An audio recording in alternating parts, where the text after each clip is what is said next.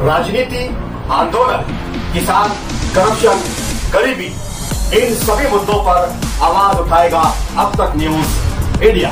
सत्ता के आगे जब भी सवाल कमजोर पड़ने लग जाए तो सवाल उठाने पड़ते हैं। बोल के लफ्ज आजाद है तेरे, बोल के सच जिंदा है अब तक।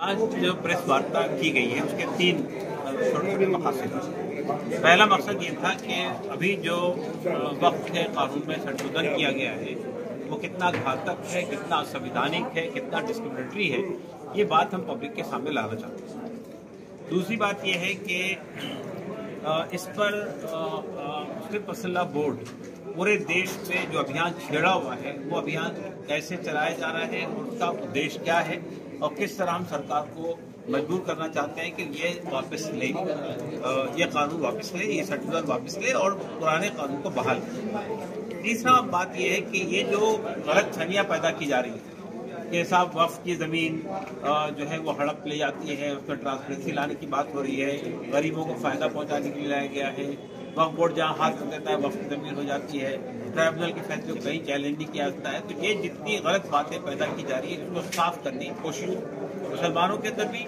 जो भ्रम पैदा किया जा रहा है उसको भी, और जो हमारे हिंदू भाइयों में और सिख भाइयों के अंदर भी जो गलत पैदा की जा रही है उसको भी साफ करने की कोशिश कि अभी जो बात एक आपने सवाल किया था कि आपने उसका जवाब देना जरूरी है कि हम सिर्फ बड़े बड़े प्रोग्राम जो है बीजेपी रूल्ड स्टेट में कर रहे हैं, बात सही नहीं है।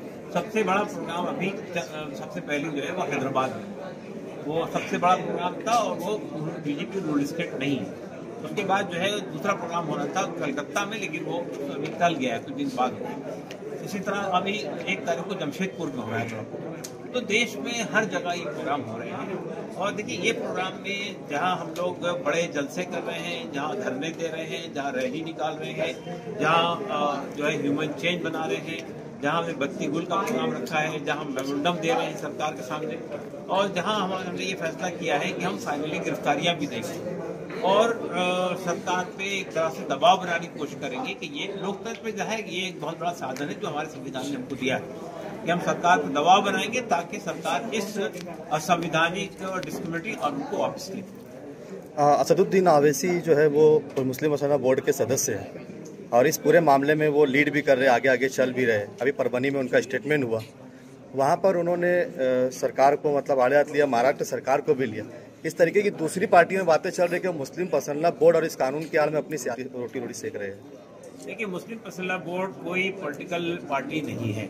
मुस्लिम पर्सनल बोर्ड एक धार्मिक संस्था है और वो पर्सनल लॉ के तहफ़्फ़ुज़ के लिए काम कर रहा है। जो हमारे साथ धार्मिक लोग भी जुड़े हुए हैं, पॉलिटिकल पार्टी के लोग भी जुड़े हुए हैं। जब वो बात करते हैं तो वो पर्सनल लॉ बोर्ड का जो पैरामीटर है उसके अंदर बात करते हैं। जब आप सवालात करते हैं कुछ ऐसे सवालात जिनका ताल्लुक पर्सनल लॉ बोर्ड से नहीं है तो वो जाहिर है कि वो मेंबर ऑफ पार्लियामेंट है तो वो उसी तरह से बात पेश करते हैं, तो उसको पर्सनल लॉ बोर्ड से जोड़ के देखिए मत, उनकी व्यक्तिगत राय है।